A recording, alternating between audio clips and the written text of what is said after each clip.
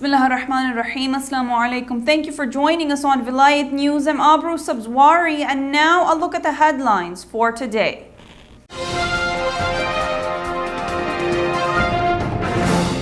Lawmakers blast Obama's Syria war draft.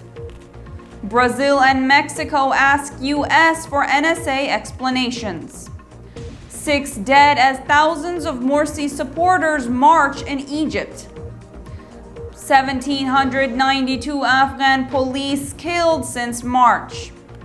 Microsoft and Google sue U.S. for right to reveal nature of surveillance requests. New tunnels under Al-Aqsa Mosque exposed. The 25th of Shawwal marks the martyrdom anniversary of 6th Imam Jafar Sadiq.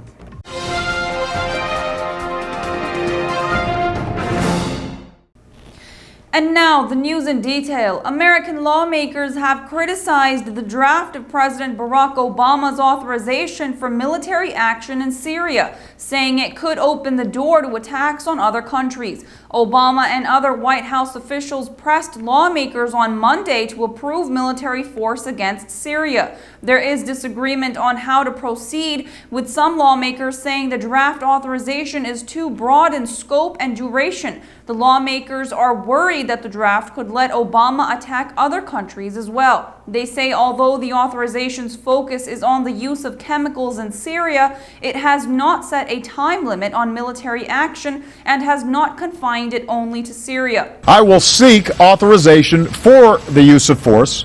The proposal authorizes the president to use the armed forces as he determines to be necessary and appropriate in connection with the use of chemical weapons or other weapons of mass destruction in the conflict in Syria. The proposal also explicitly allows military action to deter or prevent the transfer of those weapons into or out of Syria. Congressional hesitancy reflects the overall wariness of war among Americans who oppose getting involved in Syria. Hundreds of anti-war protesters in the United States have taken to the streets to protest against a possible U.S. attack on Syria. Brazil assailed the United States on Monday after new allegations that Washington spied on President Dilma Rousseff, complaining its sovereignty may have been violated. This may also call off Rousseff's planned state visit to the White House next month. A Brazilian news program reported on Sunday that the United States National Security Agency spied on emails, phone calls, and text messages of Rousseff and Mexican President Enrique Peña Nieto, a disclosure that could strain Washington's relations with Latin America's two biggest nations. Mexico asked the United States to investigate the allegations, saying they would be a serious violation of its sovereignty if proven true. Brazil's government called in U.S. Ambassador Thomas Shannon and gave the U.S. government until the end of the week to provide a written explanation of the new spying disclosures based on documents leaked by fugitive former NSA contractor Edward Snowden. Thousands of supporters of ousted President Mohamed Morsi marched through Cairo and cities across Egypt on Friday to demand his reinstatement in the movement's biggest show of defiance since hundreds of protesters were killed 2 weeks ago. Although most marches passed without major incident, a security source said there had been at least 6 deaths and police fired tear gas at protesters in Cairo's Mohandesin district. The army-backed government, which has shot dead hundreds of supporters of Morsi's Muslim Brotherhood since he was toppled by the military on the 3rd of July, had warned that forces posted at key intersections since morning would open fire if protests turned violent.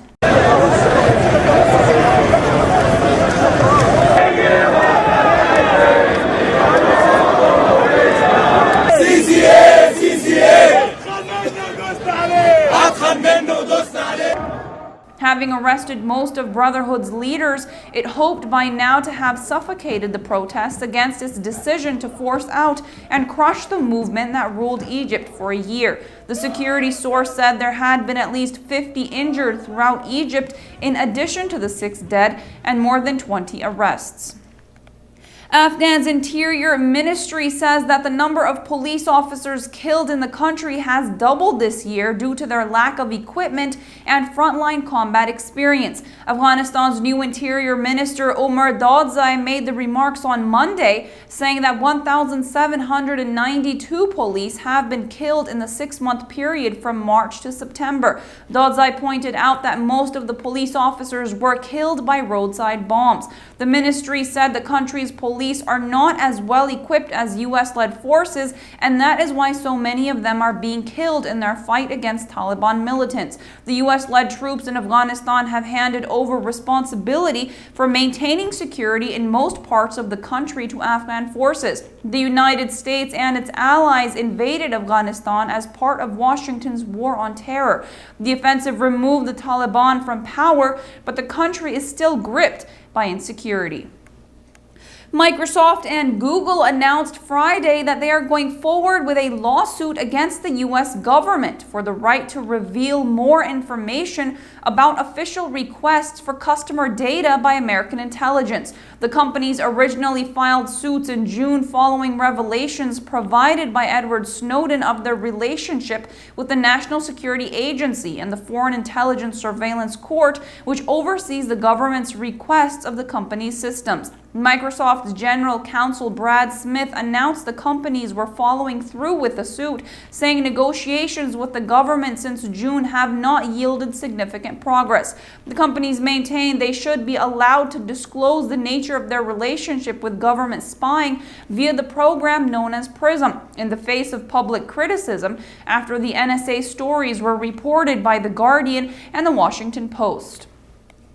Al-Aqsa Foundation for Endowment and Heritage revealed that the Israeli authorities, led by the Antiquities Authority, have dug 2 new tunnels under Al-Aqsa Mosque. In its statement issued on Sunday, the foundation said one of the 2 tunnels extends from Ain Silwan to settlements in the city of Dawood, passing through Al-Aqsa Mosque, while the second tunnel starts from Al-Aqsa Mosque heading north.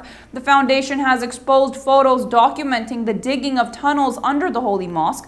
The statement warned of the continued excavations that disclosed the mosque's substructures.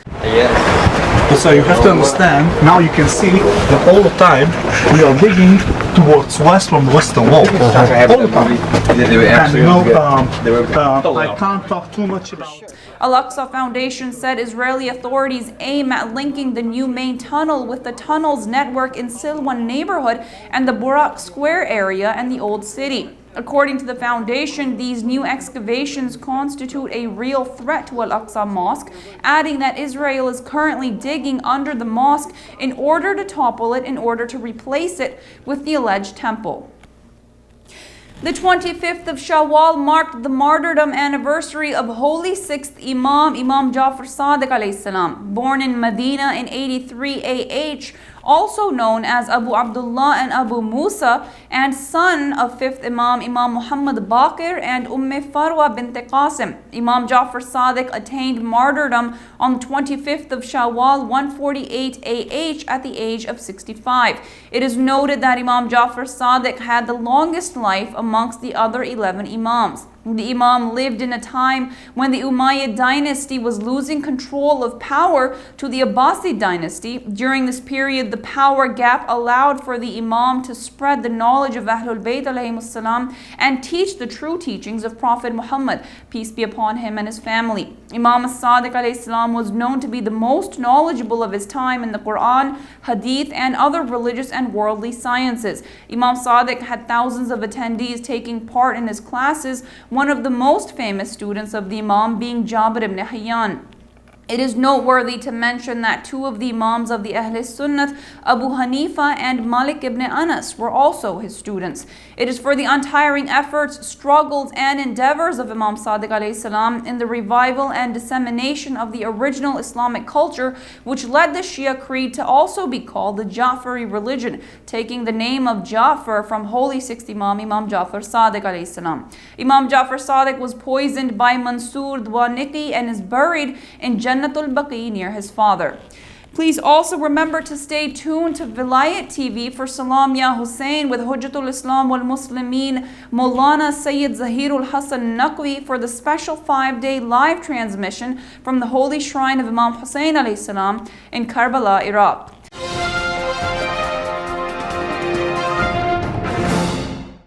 And that brings us to the end of our bulletin today. If you'd like to contribute your community's news, you can email us at news@velayattv.org. You can also get the latest headlines and more by visiting our website, velayattv.org, or subscribe to and follow us on our YouTube and Facebook pages, Velayat TV USA. Many thanks for joining us. Till next time, I'm Abru Sabzwari, fi amanillah.